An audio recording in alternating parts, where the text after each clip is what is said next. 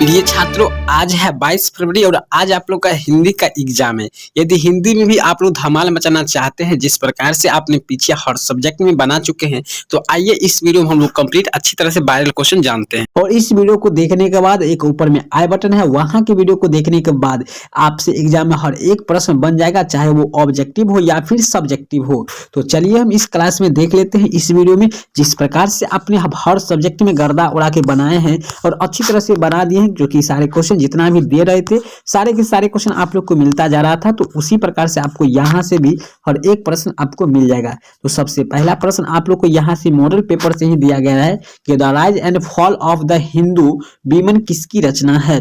तो पहला का आंसर याद रखिएगा, डॉक्टर भीमराव अंबेडकर जी की रचना है। ऑप्शन नंबर ए हो जाएगा। सेन साहब की नई मोटर कार किस रंग की थे, तो यहाँ पे याद रखिएगा काला रंग की थी। राइट आंसर 2 का ऑप्शन नंबर ए हो जाएगा। 3 नंबर है कि मैक्स मुलर की दृष्टि में सर्वविध संपदा प्राकृतिक सौंदर्य से परिपूर्ण कौन सा देश है, तो वो देश है भारत। तो मैक्स मुलर जी यहाँ की भी बड़ाई करते हैं, अर्थात यहाँ के कल्चर को उन्होंने सीखे हैं।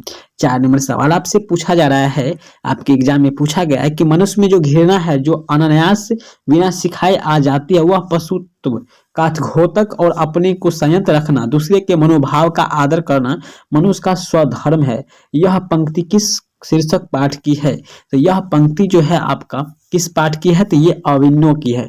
राइट आंसर ऑप्शन बी हो जाएगा। चलिए आपका 5 नंबर सवाल की ओर हम लोग बढ़ते हैं। यहाँ पे देखिए बी नहीं होगा, यहाँ पर सी हो जाएगा, सी हो जाएगा, ठीक है ना। बी नहीं होगा, ऑप्शन में यहाँ पर सी, नीचे में नाखून क्यों बढ़ते हैं, हो जाएगा। मेंडलीफ किसकी रचना है, याद रखिएगा यहाँ पे मेंडलीफ किसकी रचना है, तो याद रखिएगा मेंडलीफ। तो ध्यान से समझिएगा, यहाँ पे मेंडलीफ जो है गुणाकार मूल्य जी की रचना है। ऑप्शन नंबर यहाँ पर सी डी हो जाएगा, बिल्कुल करेक्ट हो जाएगा। चलिए थोड़ा सा यहाँ पे ध्यान भटकने की वजह से आप लोग को थोड़ा प्रॉब्लम हुआ है, इसके लिए मैं क्षमा चाहता हूँ। चलिए देवगिरी यादव शासकों के लेख किस लिपि में है, तो 6 का जो आंसर होगा ऑप्शन नंबर ए होगा, नंदी नागरी लिपि में। चलिए अगला सवाल आपसे हमने पूछना जा रहा है, यहाँ पे पूछा गया है कि लेखक अमरकांत को किस लेखन के लिए साहित्य अकादमी पुरस्कार प्राप्त हो चुका है। याद रखिएगा लेखक अमरकांत जी थे, ये बहादुर पाठ के लेखक हैं और इसको किस पाठ के लेखने यानी किस मतलब लिखने के किस कहानी को लिखने के बाद इनको एक पुरस्कार मिला था, तो वो क्या है, तो वो हो जाएगा आपका कथा लेखन। राइट आंसर ऑप्शन बी हो जाएगा। चलिए अगला सवाल हम लोग बढ़ते हैं। यहाँ पे बहादुर कैसा लड़का था, तो बहादुर एक कैसा लड़का था, एक बनवास हंसमुख और मेहनती लड़का था ये। राइट आंसर सी हो जाएगा। चलिए अगला सवाल आपसे यहाँ पे पूछा गया है एग्जाम में कि जो महत्व ऐतिहासिक भौतिकवाद के लिए इतिहास का है, वह आलोचना को लिए साहित्य का परंपरा का है। यह पंक्ति किस शीर्षक पाठ की है, तो यह शीर्षक पाठ किसकी है, तो ये जो है आपका परंपरा के मूल्यांकन का है, रामविलास शर्मा जी के द्वारा लिखा गया पाठ का है। कौन ऑमलेट नहीं खाता था, याद रखिएगा कौन ऑमलेट नहीं खाता था, तो राइट आंसर होगा सी बाबूजी, यानी बिरजू महाराज के पाठ से है। बाबूजी उनके घर में ऑमलेट नहीं खाते थे, बाकी सब के सब खाते थे। अशोक वाजपेयी का पिता का क्या नाम था, तो 11 का आंसर आपका सी होगा, परमानंद वाजपेयी जी। चलिए हम नेक्स्ट क्वेश्चन की बात करेंगे, विल्लन में क्या है, तो विल्लन में क्या है जी, तो 12 का आंसर आपका ऑप्शन नंबर डी हो जाएगा। फ्रांस का एक छोटा सा गांव है विल्लन। चलिए लेखक को गीले कपड़ों में देखकर कौन नाराज हुई, तो 13 का आंसर हो जाएगा बी, दीदी जी नाराज हो गई थी। चलिए अगला सवाल है मछली पाठ का लेख है ये, लेखक यतीन्द्र मिश्र का जन्म कब हुआ था। चलिए लेखक यतीन्द्र मिश्र का जन्म कब हुआ था, तो जैसे ही क्वेश्चन आपको एग्जाम में मिल जाए तो आपको फटाक से बता देना है कि 1977 में हुआ था।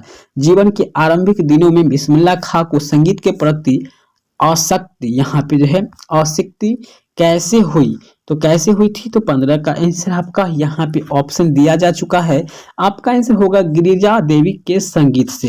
राइट आंसर ऑप्शन ए हो जाएगा। चलिए 16 नंबर है काशी किसकी पाठशाला है, तो काशी किसकी पाठशाला है, तो इस बात को याद रखिएगा संस्कृति की मतलब पाठशाला है। चलिए 17 नंबर है राष्ट्रपिता महात्मा गांधी का जन्म कब हुआ था, तो 2 अक्टूबर 1869 ईस्वी में हुआ था, जबकि 1948 में इनका देहांत हो गया था 30 जनवरी को। चलिए गांधी जी को महात्मा किसने कहा था सबसे पहले, तो रविंद्रनाथ टैगोर जी ने। राइट आंसर डी हो जाएगा। 19 नंबर सवाल है किसका विवादास्पद महाभारत पहल प्रस्तुत किया जाने वाला था, तो 19 का आंसर होगा पीटर ब्रूक का। राइट आंसर ऑप्शन ए। 20 नंबर है बिरजू महाराज सबसे बड़ा एग्जामिनर या जज किसे मानते हैं? तो अपने अम्मा को। Right answer B. बार बार बोल रहे हैं कि सवाल आपका सेम मिल जाएगा, वहां पे जाइए फटाफट बनाइए। द का उच्चारण स्थान क्या है? तो द मतलब आता है त वर्ग में। त के एक हाथ जब आप लोग पढ़ाई करते हैं तो आपको मिलता है द, और द का जो उच्चारण स्थान है वो होता है दंत।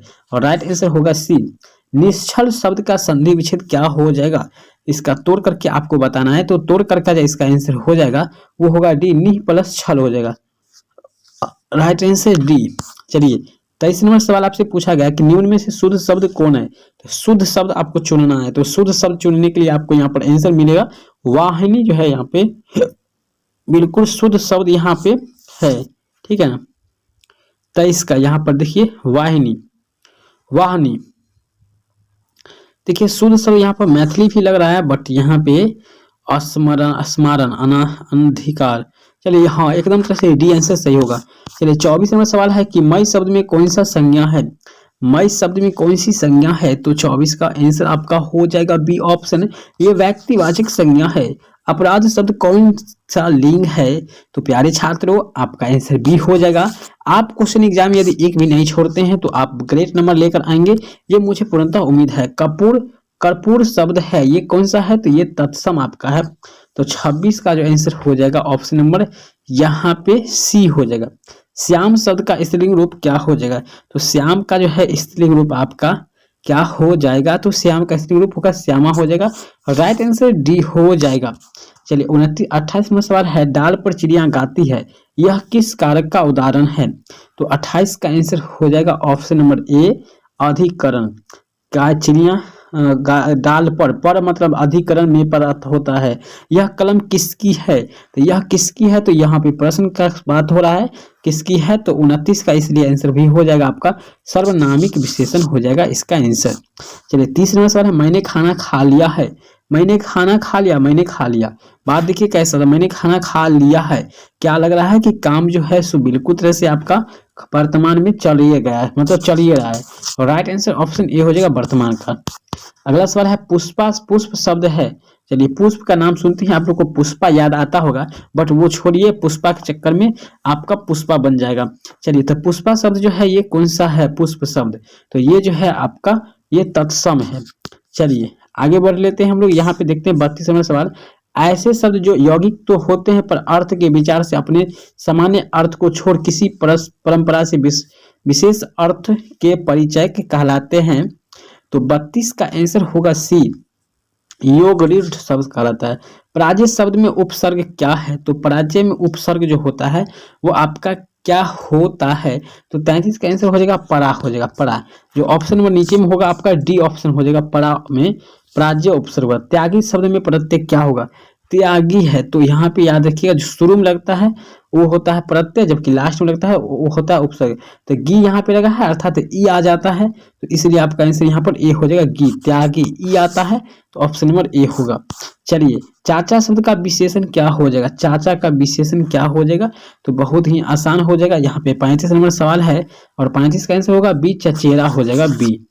शूलपनी शब्द कौन सा समास है? शूलपनी मतलब है जो तलवार रखते हैं उसको कहते हैं, तो शूलपनी का हो जाएगा बहुव्रीहि समास है। राइट आंसर सी होगा, बहुव्रीहि समास है, बहुव्रीहि। निम्न में शुद्ध वाक्य कौन सा है? तो यहाँ पे शुद्ध वाक्य आपको चुनना है 37वें सवाल में। तो शुद्ध वाक्य आपका होगा राम ने पुस्तक खरीदा, यही आपका सही है, बाकी सब के सब अशुद्ध है। चलिए 38वां सवाल है कि द्रव्यवाचक संज्ञा का उदाहरण है। तो दूध तो आप लोग को पता है कि जो पानी की तरह होता है, बह जाता है, वो होता है द्रव्यवाचक। उसने अपने भाई का घर खरीदा, कब?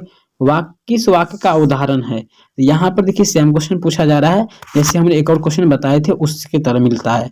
तो यहाँ पे 39 का जो जवाब हो जाएगा आपका यहाँ पे वो हो जाएगा ऑप्शन नंबर ए, सरल वाक्य है, ये भी आपका सरल वाक्य है। चलिए अगला सवाल, सजीव शब्द का विलोम क्या होता है? निर्जीव होता है, इसमें कहने की बात नहीं। जपपूरी किसकी रचना है? तो 41 नंबर सवाल का जवाब दे सकते हैं आप लोग, तो कमेंट करके बता सकते हैं। तो यहाँ पे हो जाएगा गुरु नानक जी का, गुरु नानक जी हो जाएगा जप्पू जी।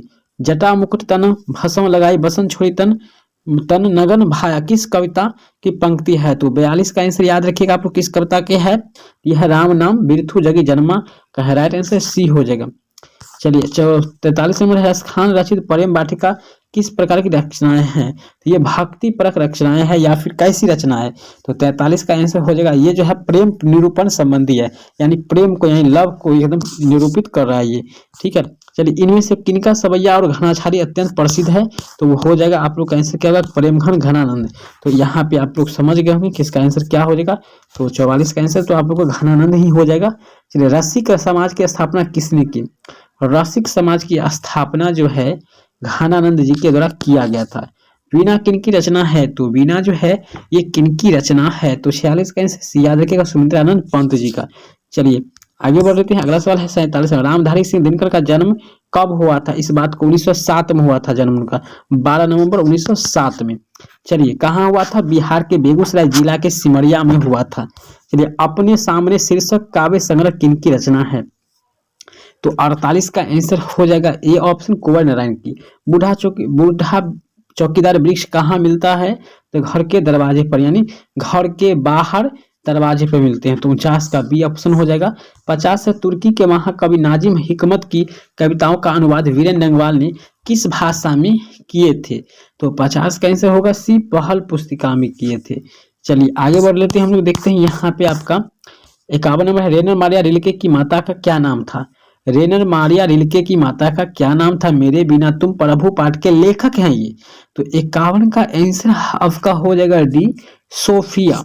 चलिए आगे बढ़ते हैं, अगला सवाल आपसे पूछा गया है कि किनकी आरंभिक काव्य प्राकृतिक और सौंदर्य के संवेदनशील अभिव्यक्तियों से परिपूर्ण है? तो 52 नंबर का आंसर क्या हो जाएगा? तो आपका 52 का जो आंसर होगा वो ऑप्शन होगा A, Sumitranand Pant. Right answer option A. कवि प्रेमघन के अनुसार भारत में आज कौन सी वस्तु दिखाई नहीं पड़ती है? तो भारतीयता दिखाई नहीं पड़ती। यदि हमारे वॉइस को आप लोग स्पष्ट रूप से नहीं सुन पा रहे हैं तो आप लोग यहाँ पे मतलब नहीं दिख रहा है पीडीएफ, तो आप स्पष्ट ध्यान से हमारी बात को सुनिए। कवि गुरु नानक के अनुसार इस दुनिया में राम नाम कीर्तन के बिना क्या व्यर्थ है? जी क्या है? तो जन्म लेना ही व्यर्थ है। चलिए उदार उत्तर प्रियदर्शी शीर्षक नाटक किनकी रचना है? तो 55 का आंसर हो जाएगा ऑप्शन ए, सच्चिदानंद हेयानंद वासेन अयज्ञ जी का है। चलिए 56 है, जनता की रोक रात समय में ताब कहाँ? वह जिधर चाहती काल उधर ही घूमता है। प्रस्तुत पंक्ति किस कविता से उद्धृत है? तो 56 का यहाँ पर आंसर आपका हो जाएगा, ये तो किससे है? तो ये तो आप लोग को पता है, जनतंत्र के जन्म से हो जाएगा। तो राइट आंसर यहाँ पे हो जाएगा आपका 56 का ऑप्शन बी, जनतंत्र के जन्म से लिया गया है कि अब ताब रुके काम। कुंवर नारायण जी का जन्म कब हुआ था? याद रखिएगा कुंवर नारायण सिंह का जन्म जो है आपका 1927 में हुआ था। हमारी नींद कविता में किसकी जीवन कर्म पूरा हुआ है? तो 58 का आंसर याद रखिएगा ऑप्शन डी हो जाएगा आपका, मक्खी की, एक छोटी सी मक्खी की। चलिए आपका 59 नंबर सवाल आपसे पूछा जा रहा है एग्जाम में, और जैसे ही सवाल में आंसर ये मिल जाए क्वेश्चन तो आपको छोड़ के बिल्कुल तरह से नहीं आना है, नहीं आना है भाई, नहीं आना है। आपको कैसे बनाना है? सुमित्रानंद पंत याद रखेगा कि इनकी अंतिम काव्य क्या है। जब इनकी अंतिम काव्य क्या है, जब इनकी मृत्यु काल है तो उससे पीछे का था इसका लोक यत्न।